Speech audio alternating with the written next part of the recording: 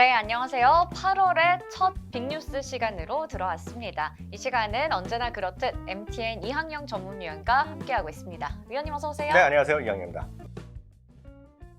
네, 어느덧 8월이에요. 아유, 엄청 덥죠, 요즘. 네. 네. 요즘 뭐 폭염주의보에 그러니까요. 네, 더워가지고 잠도 잘 못 자겠고요. 낮에도 너무 힘듭니다. 네네. 이 더위, 이 열기가 좀 뉴욕 증시에도 이어지고 있는 게 아닌가라는 생각이 드는 게 네. 역대급 랠리를 이어가고 있다고 하죠. 그러니까 1월부터 7월까지 보면 거의 지금 역대급이라고 볼 수 있죠. 다우지수는 약간 작년에는 강했기 때문에 약간 네. 슬로우하지만 S&P 500이요. 1997년 이후 최고의 수준입니다. 7달 동안이요. 네. 무려 20%나 올라갔고요. 음. 나스닥은 1975년 이후 최고입니다. 37%나 무려 올라갔거든요. 그러니까 지금 엄청나게 많이 달려간 건 사실이죠. 특히요. 1월 오르고 2월에 약간 쉬었었어요. 그렇지만 3, 4, 5, 6, 7, 5개월이잖아요. 네. 5개월 연속 올라갔어요. 5개월 와, 연속. 5개월 연속이면 진짜 대단한 거죠. 이거 사실 주시장이 닷새만 계속 올라가더라도 진짜 많이 올라간다는 얘기하는데 5개월이면 이거 엄청난 거거든요. 근데 5개월 연속 올라간 게 또 많을 것 같지만 또 많지도 않아요. 몇 네. 번이나 5개월 연속 올라간 게 기록이 있는지 혹시 아세요?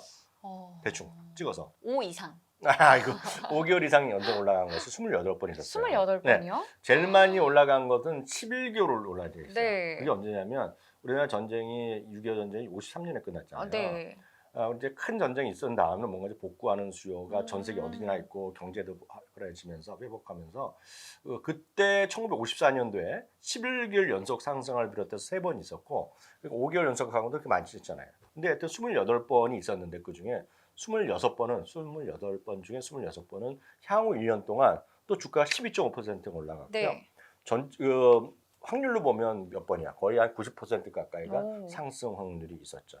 전체적으로 우리가 1년을 따져보면 보통 9% 정도 올라간다고 얘기하거든요. 네. S&P 500이. 근데 이건 12.5%니까 전체 평균보다 훨씬 많이 올라갔던 힘이 있죠. 그거 관련된 표현을 준비해 놨으니까 여러분 천천히 한번 보시면 좋을 것 같습니다. 그만큼 주시장이 좀 살아있고 엄청나게 달려왔지만 그렇다고 해서 주가 약간 쉴 수는 있겠죠. 네.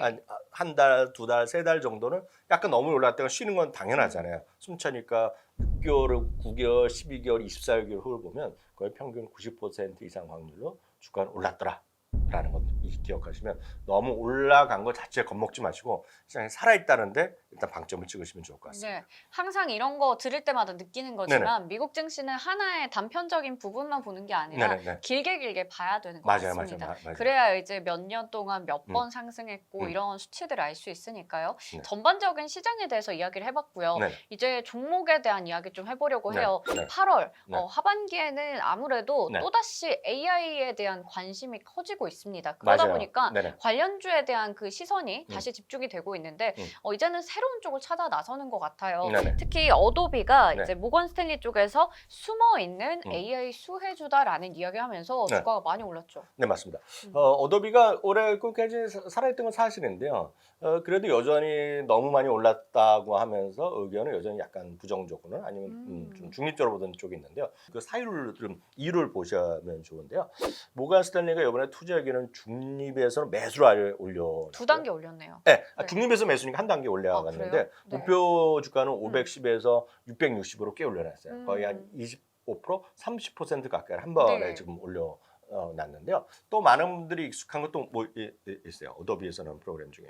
PDF? 맞아요. 네. 어도비가 PDF가 어도비에서 좀 맞는 거예요. 네. 물론 다른 들을 많이 쓰지만 PDF가 없는 삶은 쓰기가 쉽지 않잖아요. 그렇죠. 또 요즘 보면 소위 그 후속 작업이라 그래서 CG 작업 이런 것들 그런 보면 애프터 이펙트 이런 거가 있거든요. 이런 네. 것들이 다 어도비 계열인데요. 아하. 여기 이제 사람이 보면 상당히 힘이 많이 들고 손이 많이 들어가잖아요. 네. 사실 하다 보면 그렇죠. 어렵고 편집하면 어려운데 이 모든 것들에 여기 소위 그 생성형 AI가 여기 들어가는 거죠. 그리고 또 기가 막힌 거는 예를 들어 2-3시간 정도의 영상을 많이 A 네. 카메라, B 카메라 다 찍었잖아요. 요즘 편집해줘? 알아서 컷해주고? 그걸 해준다는 거죠, 이제. 그럼 우리 PD님들 어떻게 되는 건가요? 제가 가끔 몇 번 테스트해 보면 기가 막히게 포인트를 잡아주는 경우가 있어요.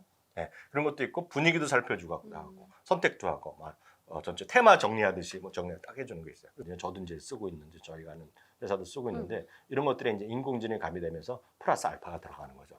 제가 봤을 때 이거 다 쓸 것 같습니다. 네. 지난번에 보면 마이크로소프트 365 법인 음. 경우에 개인 한 명당 $30, 월 $30인데 네. 이것도 어느 정도 받겠죠. 음. 이거에 대한 기대감이 상당히 커져 있다고 보고 있고 그런 얘기를 지금 모건 스탠리가 하는 거다라고 보셔야 되겠습니다. 여기뿐만 아니라 6월 이후만 보더라도 세 곳이 투자하기는 상향했고요. 목표 주가 줄 상향했습니다. 특히 지난 5월 달에 엔비디아의 젠수랑이요. 엔비디아가 이제 실적 발표하는 어닝콜에서 네. 두 회사를 우리의 형제같이 얘기했어요. 거기에 서비스나우랑 어도비가 들어가 있죠. 그래서 같이 우리는 앞으로 같이 커가는 회사. 뭐 이런 얘기를 얘기하는 걸 정도로 일단은 인정받고 있고 관심을 모을 만한 기업이기 때문에 어도비 오늘 두 번째로 선택해서 설명드렸습니다. 네. 엔비디아가 대표적인 AI 반도체 수혜주인데 우리와 같이 가는 회사다 이렇게 얘기를 했다라고 하면 얼마나 네네. 그게 좀 긍정적으로 보고 있나 싶기도 하고요. 또 목표 주가를 이렇게 올리는 곳들이 많았다라고 하니까 그렇죠. 앞으로 흐름 한번 체크해 보도록 하겠습니다. 네네. 네, 다음으로 역시나 증권가의 호평을 받은 종목이 있습니다.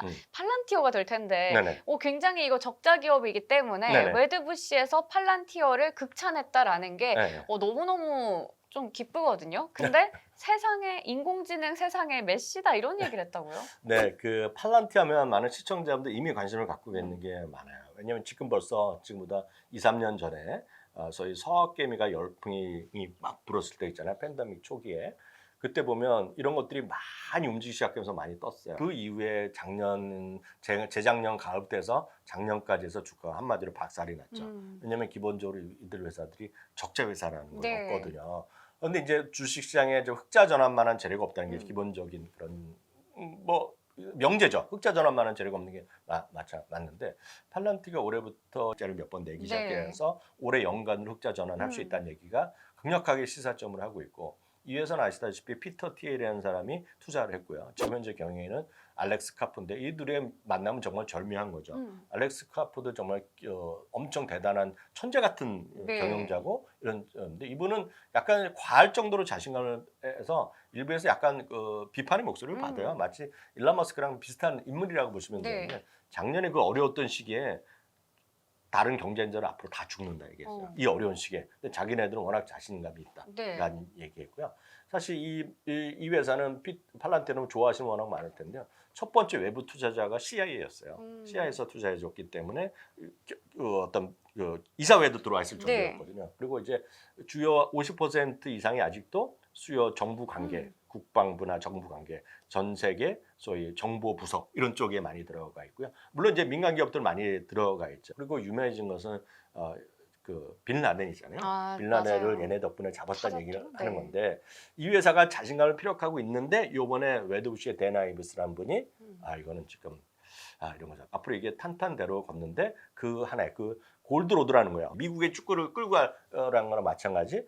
여기에 지금 팔란티어가 AI 세상을 끌고 갈 사람이다. 얘기하면서 메시 같은 사람이다. 얘기했죠. 이 한마디로 모든 것을 끝났고 향후 10년 동안 경쟁자가 없다. 이런 얘기를 했어요. 2023년에 지금 팩트셋 기준을 보더라도 갑 기준으로 지금 흑자 전환 가능성이 커져 있다라고 보셔야 되겠고요. 흑자 전환 했군요. 네, 분기를 몇 번 했는데 연간으로 아직 안 했는데 네. 연간으로 흑자 전환 그리고 매출도 꾸준히 늘어날 것으로 보이고 있다라고 보이고 있고요. 다만 아직까지 흑자 전환 하더라도 밸류에이션이 워낙 높기 때문에 투자 의견은 여전히 다양하다는 것도 여러분들 참고하시면서 판단하시면 좋을 것 같습니다. 네, 투자 의견 자체가 좀 다양할 수는 있겠지만 웨드부시에서 최근에 이렇게 목표 주가를 $25까지 제시하기도 했고 그리고 연간으로 봤을 때 흑자 전환에 대한 기대감도 있습니다. 무엇보다 지금 미국의 AI 시장을 이끌 수 있는 메시 같은 존재가 될 수 있는 회사라고 하니까 이 팔란티어도 단순히 적자 기업이야 하고 좀 소외시키는 것보다는 앞으로 보면 좋지 않을까라는 생각이 듭니다. 자, 마지막으로 이제 스포티파이 이야기 좀 해보려고 합니다. 스포티파이가 10년 만에 가격을 올린다라고 하는데 사실 저는 안 써봤으니까 잘 모르지만 10년 만에 가격 인상을 하는데 또 이유가 있을 거잖아요. 저는 모르겠고 많은 분들 선호를 하고 있는데 중요한 건 우리나라는 2년 전에 들어온 걸로 알고 있어요. 이 서비스가.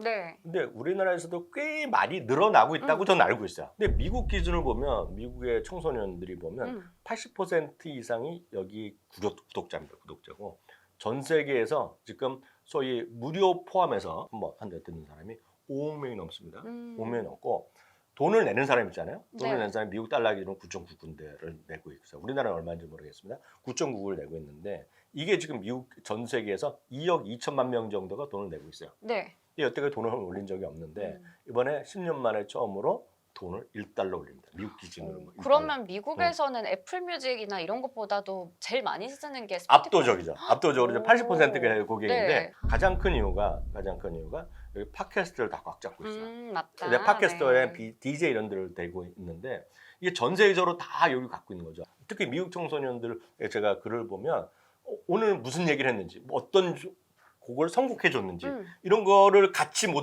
안 들었으면 토킹 어바웃이 안 돼. 그 정도로 압도적인 지위를 갖고 있다는 거예요. 스포티파이가 지금요. 그런데다가 작년에 예를 들어서 그 경쟁사들이 가격을 좀 올린 모양이에요. 그래서 그 찾아봤더니 다 올리는데 좀 우리나라는 지금 아직은 그 선언이 안 된 것 같아요. 근데 보시면 이게 우리나라에서도 장난이 아닌 것 같습니다. 네.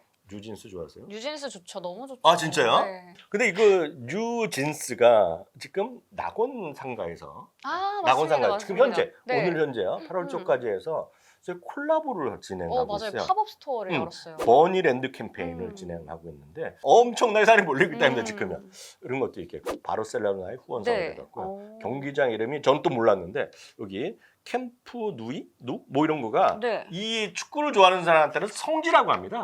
여기 말하면 다 한다는데 이 네. 경기장을 여기에 이름이 스포티파이로 바뀌었다. 아하. 수치 한번 보여드리면 주당이가 매출액 보여드리겠는데요. 물론 이게 팩트셋 기준이고 뭐 약간 변동이 될 수 있겠으나 이게 현실이 되겠고요. 이번에 실적 발표할 때는 또 마케팅 하다 보니까 약간 적자 규모가 커졌지만 뭐 적자 이런 것 때문에 하고 안 하는 게 아니라 이거 꿈을 꾸는 분들이거든요. 네. 음악을 좋아하시고 이런 거 이해하시는 분들은 스포티파이 한번 공부해 보실 필요가 있어서 이 종목을 한번 마지막으로 소개해드렸습니다. 네, 스포티파이 분명히 국내에서도 이용하시는 분들 계실 거고 관심 갖고 계신 분들 많으실 것 같아요. 엄청 늘어났답니다. 혹은 또 뉴진스 팝업을 통해서 아신 분들도 계실 거고요. 이 종목에 대한 공부까지 하면 좋을 것 같아서 오늘 아이디어들 알려드렸습니다.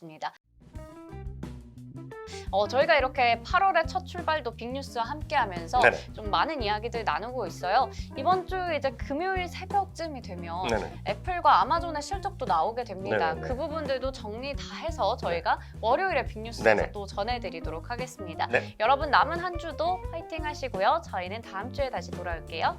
안녕.